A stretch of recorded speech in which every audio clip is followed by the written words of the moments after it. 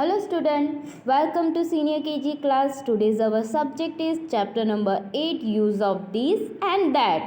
यानी हम this और that को कहाँ कहाँ यूज़ कर सकते हैं. Okay, this is used to describe a thing or person nearby. यानी दिस हम कब यूज़ कर सकते हैं, जैसे कि हमारे पास में कोई थिंक यानी वस्तु और पर्सन यानी कोई इंसान हमारे पास में खड़ा हो या थिंक हमारे पास में रखा हो, तो वहाँ पे हम क्या यूज़ करते हैं, दिस का यूज़ करते हैं. Okay, that is use to indicates a things और पर्सन एट डिस्टेंस. दैट का यूज़ हम कैसे करते हैं, जैसे कि हमसे कुछ दूरी पर, यानी हम डिस्टेंस यानी दूर, तो हमसे कुछ दूरी पर कोई थिंग या वस्तु रखी हो तो उसमें हम दैट का यूज़ करते हैं. ओके, सो नीचे कुछ वर्ड दिए गए हैं, उसे मैं आपको एक्सप्लेन करूँगी one by one. Okay, read and से अलाउड, यानी पढ़ो और उसे जोर से कहो. What is this, what is this, यानी ये क्या है. ओके, व्हाट यानी क्या. Okay, this is a car, ये क्या है, कार है. कार जो है वो हमारे पास है, इसलिए हमने क्या यूज़ किया, दिस का यूज़ किया. क्या किया, दिस का यूज़ किया. ओके, सो यहाँ पे एक बाउल है जो हमसे थोड़े डिस्टेंस पे है, दूरी पे है, तो व्हाट इज़ दिस, दैट, तो ये क्या है. तो यहाँ पे बाउल जो है हमसे डिस्टेंस पे है, थोड़ी दूरी पे है, इसलिए हमने किसका यूज़ किया, दैट का यूज़ किया. तो उसके आंसर में हम क्या कह सकते हैं, दैट इज़ ए बाउल. वो क्या है, बाउल है. ओके, अब यहाँ पे एक फ्लावर है. ओके, व्हाट इज़ दैट, वो क्या है. फ्लावर भी हमसे थोड़ा दूर है, इसलिए हमने दैट का यूज़ किया है. तो हम उसके आंसर में क्या कहेंगे, दैट इज़ ए फ्लावर. क्या है, flower, that is a flower. यहाँ पे हमने थिंग्स के आगे हमने ए का यूज़ किया है. क्योंकि जो स्टार्टिंग वर्ड है हमारे कॉन्सोनेंट है, और ए एंड एन कब लगाया जाता है, जब कोई भी है ना थिंग या थिंग के आगे वॉवेल का यूज़ किया जाता है. ओके, तो ये आपको ध्यान रखना है. उसके बाद है व्हाट इज़ दिस, यानी जो भी थिंग है तो वो हमारे पास है, इसलिए हमने किसका यूज़ किया है, दिस वर्ड का यूज़ किया है. तो उसके आंसर में हम क्या कहेंगे, दिस इज़ ए काउ. ये क्या है, काउ है. ओके, उसके बाद है व्हाट इज़ दिस, टेबल भी हमसे है ना पास में है, तो हमने क्या बोला, व्हाट इज़ दिस, किसका यूज़ किया, दिस का यूज़ किया, क्योंकि टेबल हमारे जस्ट पास यानी नियर बाय है, तो हमने दिस का यूज़ किया. अब उसके आंसर में हम क्या कहेंगे, दिस इज़ ए टेबल. ये क्या है, टेबल है. उसके बाद है व्हाट इज़ दैट. दैट जो हैट है वो हमसे थोड़ी डिस्टेंस पे है, इसलिए हम क्या कहेंगे, व्हाट इज़ दैट, यानी वो हमसे थोड़े डिस्टेंस पे है, इसलिए हमने दैट वर्ड का यूज़ किया है. तो हमने क्वेश्चन क्या बनाया, व्हाट इज़ दैट.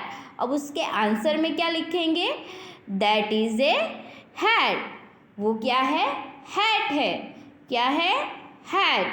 ओके, उसके बाद है व्हाट इज़ दिस, यानी जो पाइनएप्पल है वो हमारे हाथ के जस्ट पास में है, इसलिए हमने क्या कहा कि व्हाट इज़ दिस, यानी ये क्या है.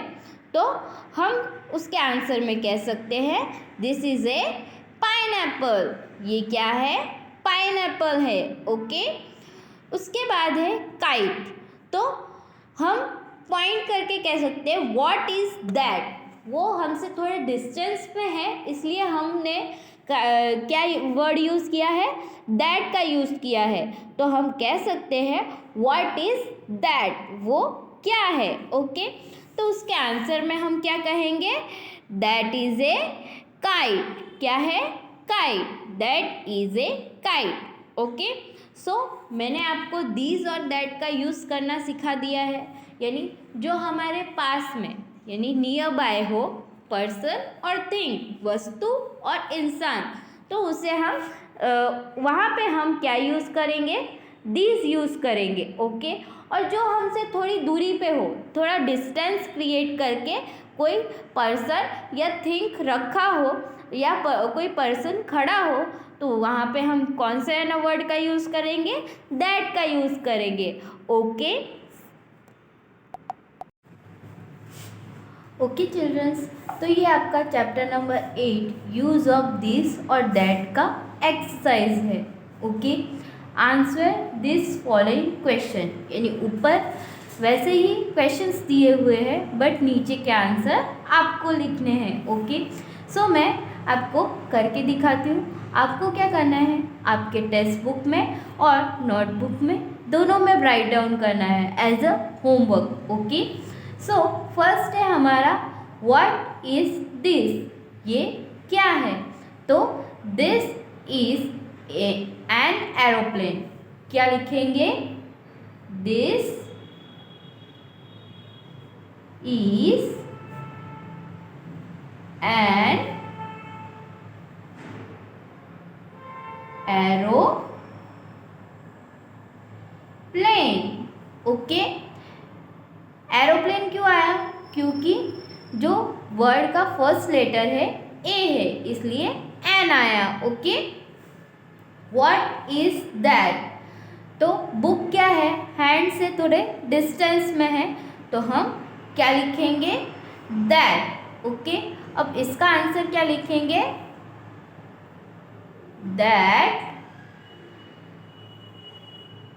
Is a book. Okay, so यहाँ पे ए क्यों आया, क्योंकि बुक का जो फर्स्ट लेटर है वो कॉन्सोनेंट है, इसलिए हमने ए लिखा है। दैट इज ए बुक, वह ये एक बुक किताब है। ओके, व्हाट इज दिस, जो फ्लावर है वो हैंड के पास में है, तो हम क्या लिखेंगे, दिस। ओके, तो इसका आंसर क्या आएगा, this is a flower, this is a flower. Okay, पर कोई भी सेंटेंस एंड होता है तो उसके एंड में पॉइंट लगाना ज़रूरी है। ओके, फुल स्टॉप, उसे हम क्या कहेंगे, full stop. Okay, what is that, तो जो बर्ड है वो फिंगर पॉइंट से थोड़े डिस्टेंस में है, तो क्या आया, दैट आया। ओके, तो हम इसे क्या लिखेंगे आंसर के तौर पे, that is a bird, that is a bird. Okay, ये था आपका answer the following question. Okay, next है हमारा fill in the blanks with this और दैट, यानी हमको ब्लैंक्स फिल करना है दिस और दैट से। ओके, व्हाट इज ब्लैंक्स, जो टूथब्रश है वो हैंड के नियर बाय है, पास में ही है, तो हम क्या लिखेंगे, दिस लिखेंगे कि दैट लिखेंगे, यस दिस लिखेंगे। तो यहाँ पे क्या आएगा, what is this, what is this. Okay, अब उसके आंसर में भी दिस आएगा।